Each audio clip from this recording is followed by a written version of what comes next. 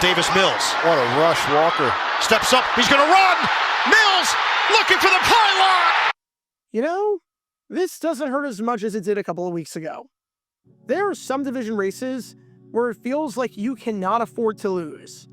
Every game, your back is against the wall, and you know that the other team closing in on you is going to take advantage of their opportunity, so you better take advantage of yours. A great example of that is this year's battle in 2025 in the AFC South. During Week 10, the Houston Texans came back and erased a 19-point deficit in the fourth quarter to beat the Jacksonville Jaguars. At that point, the Texans were 4-5, and the Jaguars were 5-4. Since that game, both of these teams have been stride for stride and in lockstep with each other. The Texans haven't lost since that comeback, as entering Week 18, they've won 8 straight games. The problem? The Jaguars haven't lost since that collapse either, as entering Week 18, they've won 7 straight games. Since the trade deadline, the Texans and Jaguars are a combined 15-1, with the one loss in that stretch being to each other in a game that someone had to lose. Despite winning 8 straight games, the Texans have gained no ground on the division lead. Whoever wins the AFC South this year will have definitely earned it, because there truly is no wiggle room and no margin for error whatsoever. And then, you get scenarios like the one that we're going to talk about where no one wants to win it. You get scenarios where you're begging someone, literally anyone, to take the title and win a single game. And in 1966, you had one of the strangest scenarios of all time play out that you probably never heard of before, but it deserves a deep dive today. But before I get into that scenario, make sure you hit that like button down below, subscribe, hype up that video, and turn on the notification bell so you don't miss a single video that we post on the channel, because we post every single day on here about the weird and the wacky history of the NFL with stories like this one that you probably never heard of before. So if you like that sort of stuff, then this is definitely the place for you. Thanks in advance for liking and subscribing, and for hyping up this video, and for helping us grow this community. And with that in mind, let's talk about the struggle from 6 decades ago that felt straight out of that episode of South Park, where no one involved wanted to win. Back in 1966, the playoff format was ridiculously simple. There were no seeds, and there were no wild cards. It was first place or nothing. If there was a tie for first, there wasn't a tiebreaker, as the 2 teams tied atop the standings would play each other in a 1-game playoff. But generally speaking, whoever finished first in the Eastern Conference made the playoffs and took on whoever finished first in the Western Conference. Since this was 1966, this was the first year that the winner of that game would take on the winner of the upstart rival American Football League in the Super Bowl. And while the Western Conference was wrapped up with 2 weeks to go, as the Packers had already clinched the conference and were looking to win their 2nd straight title, the Eastern Conference was wide open. There were 2 games left in the regular season, and the East was a dogfight between 3 teams still mathematically alive in the race. In one corner, you had the Dallas Cowboys. The Cowboys hadn't really had any success since entering the NFL in 1960, but they decided to stick with head coach Tom Landry throughout the first half-decade and be extremely patient as he tried to get his team going in the right direction.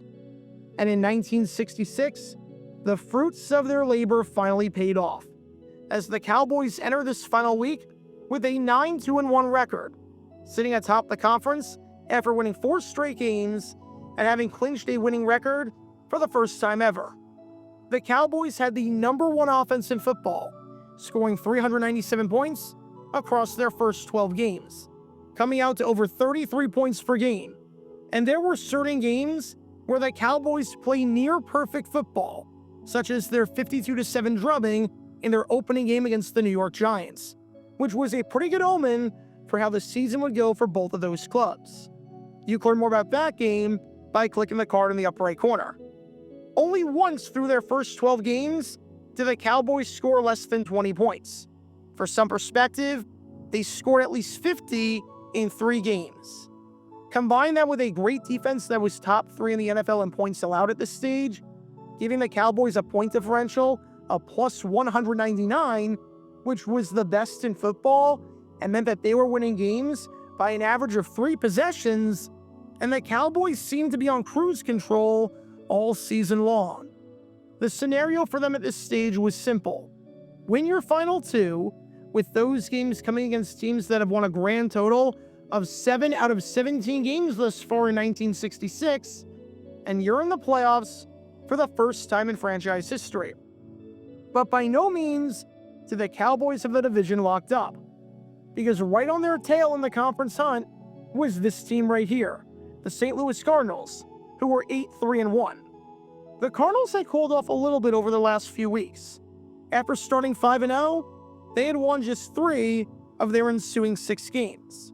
Still, this was a Cards team that had a suffocating defense that ranked first in the entire NFL in yards allowed, and had allowed 10 points or less in nearly half of their games thus far, at a time when the average team in the league was putting up close to 22 points per game.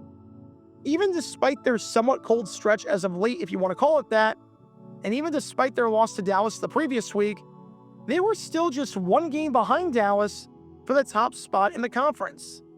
This was Charlie Winter's first season as a head coach in the NFL, after spending the previous 3 seasons working as the defensive coordinator for the Baltimore Colts. And it looked like Winter was building a winner, with the Cardinals knocking on the doorstep of their first playoff appearance since moving to St. Louis, and their first playoff appearance in close to 20 years. And right on their tails was this team right here, the Cleveland Browns, who were 8-4. There might not have been a hotter team in football at that point than Cleveland, as after starting the season off with a 1-2 record, the Browns surged back into contention by winning 7 of their previous 9 games, with 3 games in that stretch having scored over 40 points.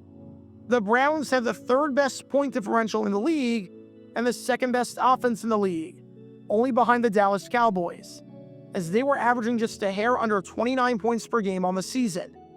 Led by Frank Ryan, who threw more touchdowns than any quarterback in football, and Leroy Kelly, the future Hall of Fame running back, who ran for more touchdowns than anyone in football, it seemed as if the Browns were a team that could not be stopped.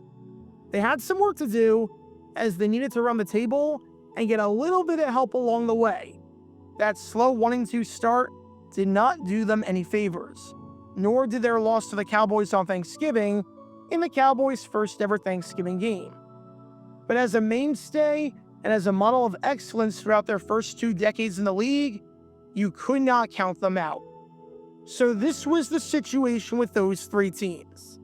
The Cowboys were 9-2-1, the Cardinals were 8-3-1, and the Browns were 8-4.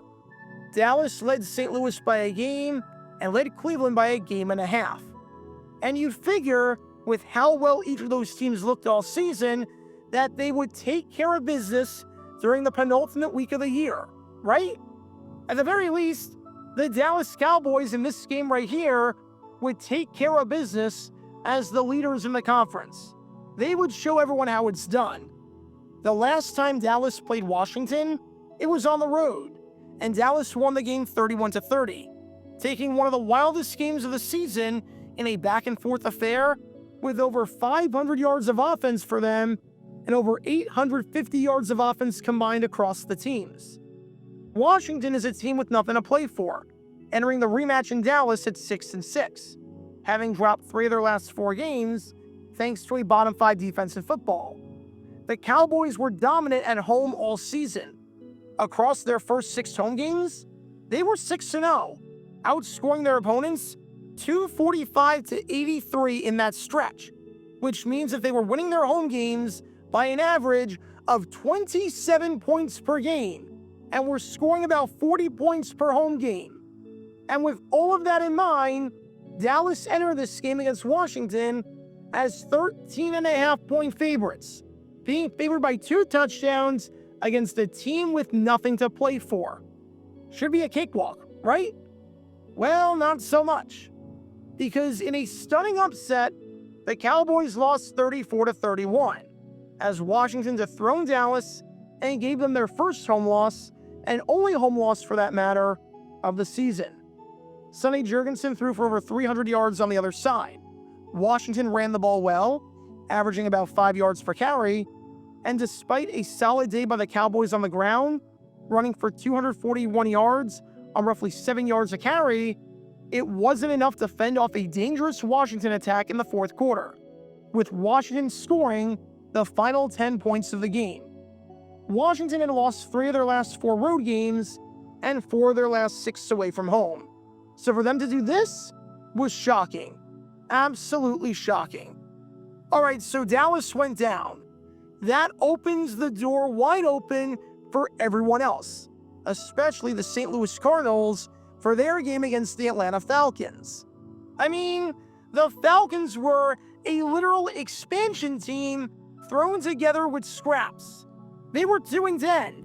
They had the worst offense in football, scoring just 155 points across their first 12 games, or less than 13 points per game. They had the second worst defense in football, allowing 370 points, or 31 points per game. The Falcons were an awful team that couldn't take care of the ball, that was getting demolished in every game this season, and had one abysmal 5-game stretch not that long ago where they allowed, get ready for this, 46 points per game. Across a 5-game stretch, that should not be possible. Atlanta had nothing to play for. They had not won a home game all season and had lost by double digits in their last 5 home games. There is no way whatsoever that the Falcons, as bad as they've been, can beat the Cardinals, with St. Louis entering as 8-point favorites, right? Well, not so much, because in a stunning upset, the Cardinals lost and the Falcons won their first home game in franchise history, taking it by a final score of 16-10. The Falcons didn't exactly play well offensively. They had just 87 yards rushing on less than 3 yards per carry, and starting quarterback Randy Johnson went 8 for 32, completing 25% of his passes with a passer rating of 38.2, which is worse than it did nothing but spike the ball into the ground on every single play. Yet, despite a solid performance by the Cardinals defense, the offense floundered, turning it over 3 times. And don't even get me started on the special teams play, because Jim Bakken was one of the best kickers in football, making the Pro Bowl in 1965 and finishing his career when all was said and done as an all-time legend for his era, making it onto the All-1960s team and the All-1970s team. This game, not his finest hour, because he went 1 for 7. One of the greatest kickers of all time missed 6 field goals in 1 game. I didn't even think that was possible. I would think after 3 misses, you just stop kicking the ball. But apparently not, because the Cardinals kept trying field goals. And again, Bakken kept missing them in one of the worst outings by a kicker you'll ever see. The Cardinals had a golden opportunity to tie the Cowboys atop the conference, and all they had to do was beat a freaking expansion team, and they couldn't do it. Okay, so the Cowboys lost, and the Cardinals lost. That's exactly what had to happen for the Cleveland Browns. I said that the Browns needed a lot of help, and it seemed like they were getting that help. All they had to do was take care of business against the Philadelphia Eagles. Should be an easy win for Cleveland, right? Not only did Philly have nothing to play for, but the last time the teams met just 3 weeks ago, the Browns dominated, winning it 27-7 in a game where Cleveland forced 4 turnovers, ran the ball down Philly's throats, and didn't turn it over once themselves. Now you're playing that same Philly team, except this time, the Eagles are down to their backup quarterback.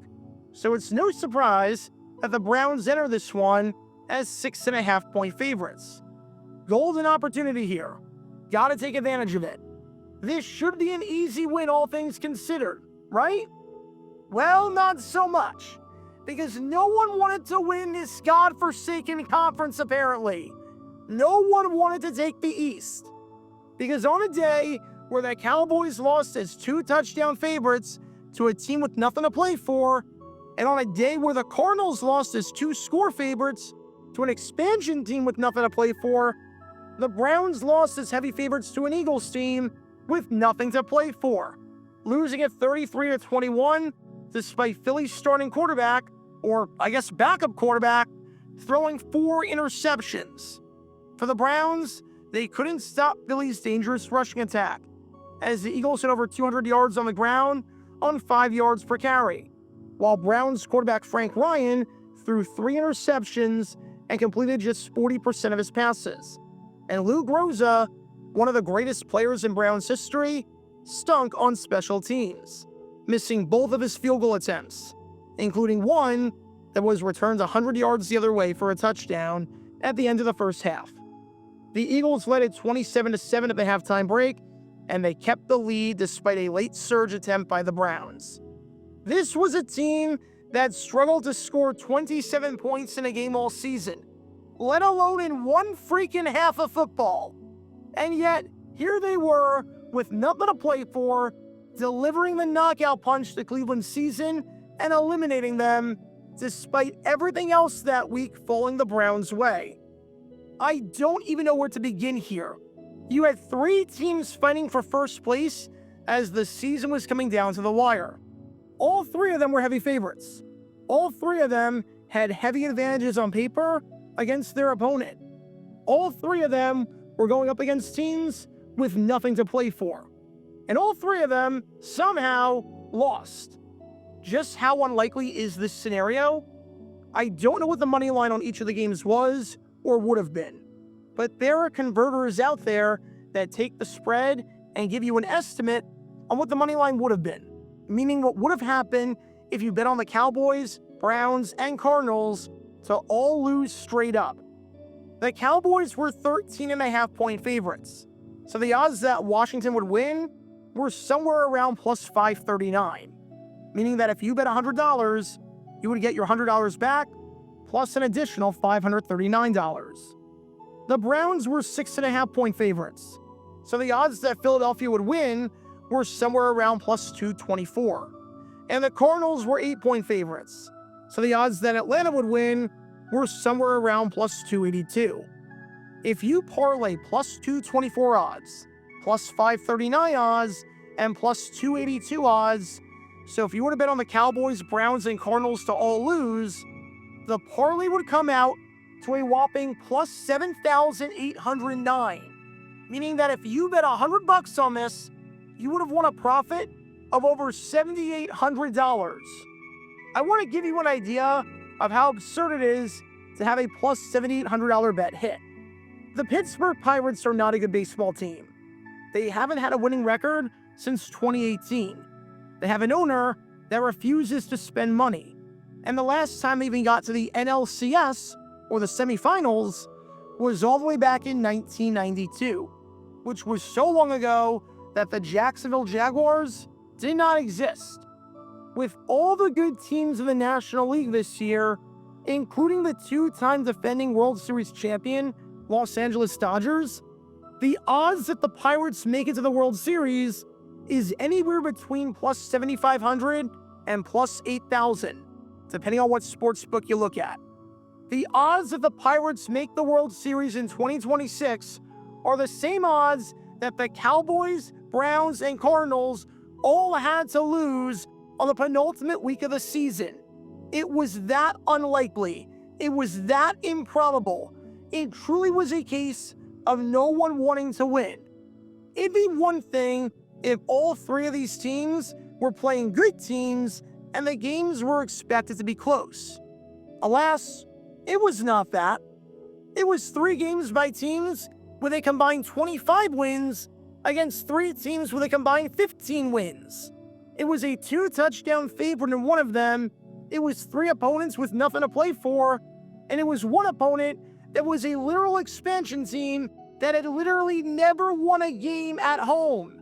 There was no universe where this could have or should have happened.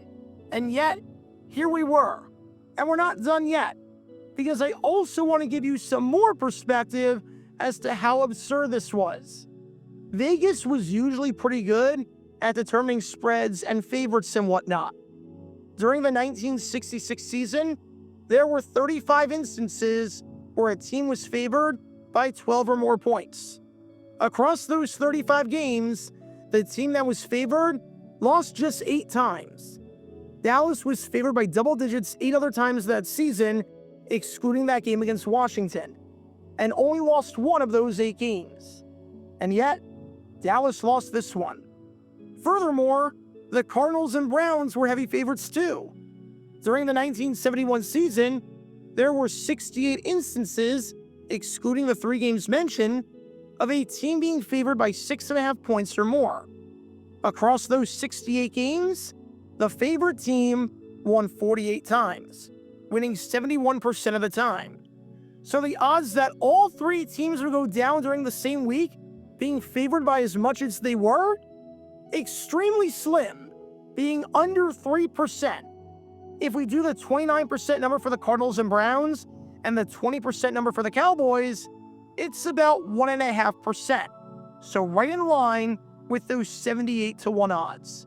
Look, any way you want to slice it, any formula you want to use, this was a historic and shocking choke job atop the conference, where everyone went down at once. The odds that we ever see a scenario like this again are really, really slim. You need 3 teams, with all 3 of them being some of the best teams in the league, fighting for the division, all going up against teams mathematically eliminated, including an expansion team or something similar to that, and with all 3 of them being massive favorites. It's about 78-1 odds. You don't see things with 78-1 odds happening every single day. I'll put it that way. For what it's worth, the Cowboys eventually won the East, but not without having a sweat going into the final week of the season. They had their chance to clinch it in the penultimate week, and they blew it. The Cardinals had the chance to catch them and tie it up and control their own destiny, and they blew it. And the Browns, with everything falling perfectly for them and everyone in front of them losing, had a chance to get within half a game and make it exciting for the final week, and they blew it. Because in 1966, the real Mickey Mouse League wasn't the American Football League. Based on what happened that week in the middle of December, it was the Eastern Conference of the National Football League, as in the conference that no one wanted to win. Check out our live streaming schedule for the next few days. We're live every single day on this channel, whether we're covering a sporting event or playing GeoGuessr or just taking your requests. So make sure you like and subscribe and turn on the notification bell so you don't miss a single time that we go live and so that you can join this community. Also, thanks to all our members and our Patreon supporters who get exclusive perks like their name at the end of each video, members-only Q&A streams, and cool emojis to use on videos and during streams. See how you can join this community and become a member or a Patreon member by clicking the link in the description below.